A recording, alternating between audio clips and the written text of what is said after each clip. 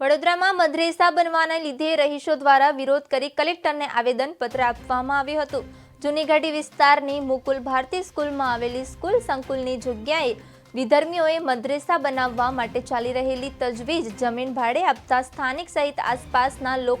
રહેતા લોકોને વિરોધ છે, જેને લઈને રહીશોને લાગ્યું કે કલર કામ ચાલતું હતું અને કંઈક બની રહ્યું છે તેવી જાણ થતાં તમામ રહીશોએ કલેક્ટર કચેરી, પોલીસ ભવન અને ડીઓ કચેરી સાથે આવેદનપત્ર આપવામાં આવ્યું હતું।